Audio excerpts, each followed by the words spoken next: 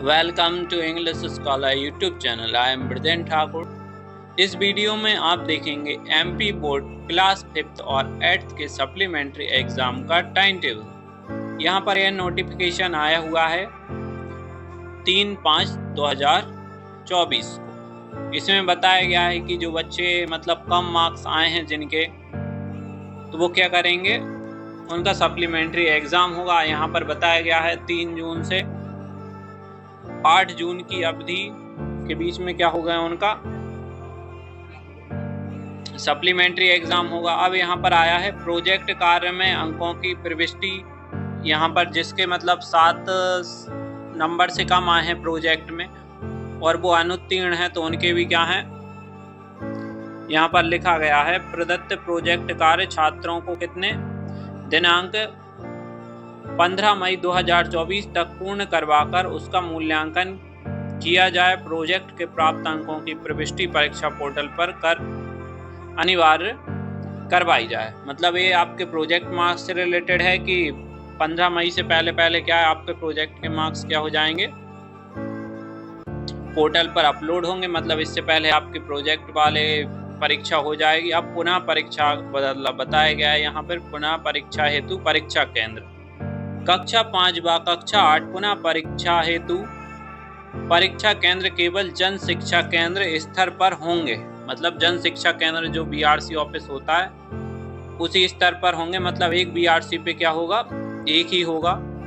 अगर किसी जिले के किसी परीक्षा केंद्र पर 500 से ज़्यादा परीक्षार्थी सम्मिलित हो रहे हों तो उस स्थिति में राज्य शिक्षा केंद्र से अनुमति उपरांत दूसरा परीक्षा केंद्र निर्धारित किया जा सकेगा।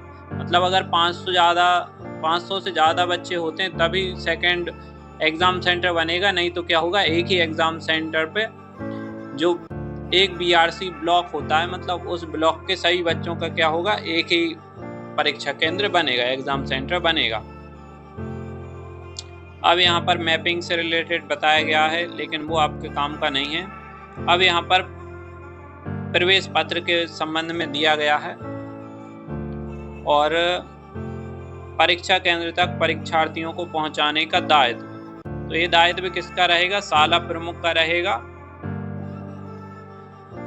ठीक है, मतलब जो प्रिंसिपल रहेंगे उनका रहेगा। अब यहाँ पर बताया गया है शिक्षक होगा। शासकीय शालाओं के परीक्षार्थियों को निर्धारित परीक्षा केंद्र तक पहुंचाने में होने वाला व्यय स्कूल कंटिजेंसी मद से किया जा सके। मतलब जो गवर्नमेंट स्कूल है उनके लिए भी एक फंड होता है, उससे क्या है, वो बच्चों को वहां तक सेंटर तक पहुंचाने के लिए उस फंड से राशि निकाल सकते हैं। परीक्षार्थियों को प्रवेश पत्र जारी करना। पुनः परीक्षा हेतु शाला प्रमुख, जन शिक्षा केंद्र प्रभारी, इनकी लॉगिन आईडी पे क्या होगा, परीक्षार्थियों के प्रवेश पत्र डाउनलोड करने की सुविधा रहेगी। बीआरसीसी यह सुनिश्चित करेंगे कि उनके ब्लॉक के सभी परीक्षार्थियों को प्रवेश पत्र समय से प्राप्त हो जाए।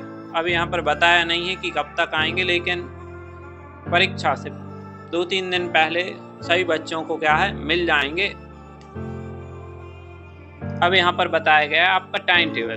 कक्षा 5 पुनः परीक्षा समय सारणी। अब यह कौन सी, 5th क्लास के लिए है।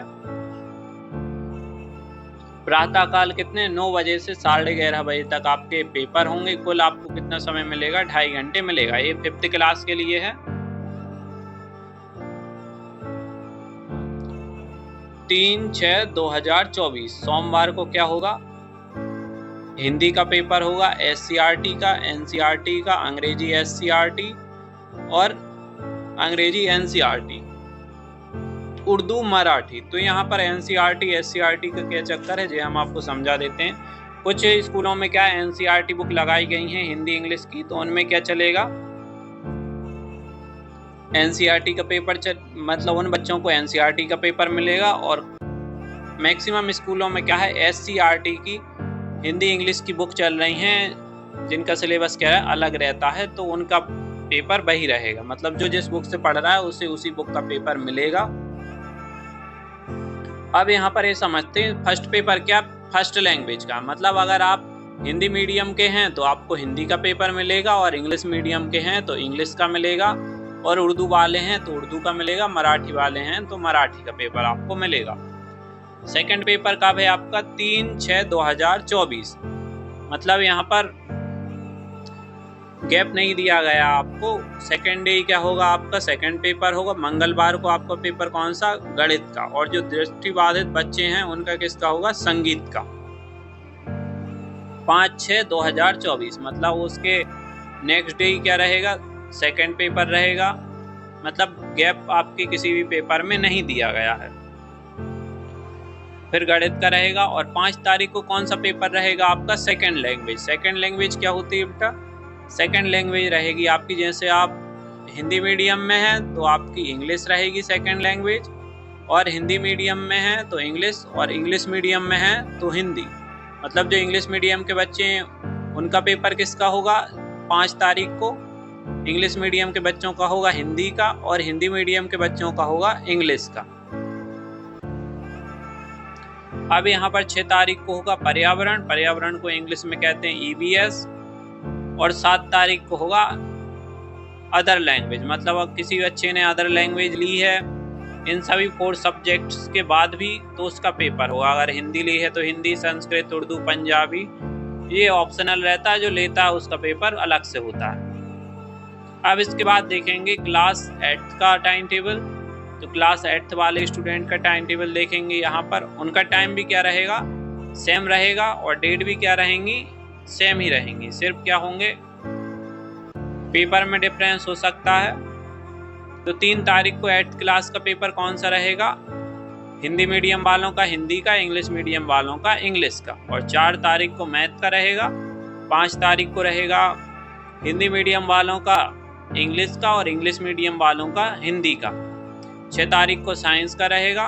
7 तारीख को रहेगा थर्ड लैंग्वेज। थर्ड लैंग्वेज मतलब संस्कृत या उर्दू। और 8 तारीख को रहेगा सामाजिक विज्ञान, सोशल साइंस। तो यहाँ पर आपने समझ लिया है आपका टाइम टेबल, आपके एग्ज़ाम सेंटर कैसे होंगे, और भी बहुत सारी चीज़ें आप समझ गए होंगे इस नोटिफिकेशन से। और आप चाहें कुछ जानकारी तो आप पॉज कर भी पढ़ सकते हैं इसमें। यह है आपका टाइम टेबल। हम आपको जूम करके बता देते हैं, जिससे आप क्या कर सकते हैं, इसका स्क्रीनशॉट भी ले सकते हैं इन दोनों का।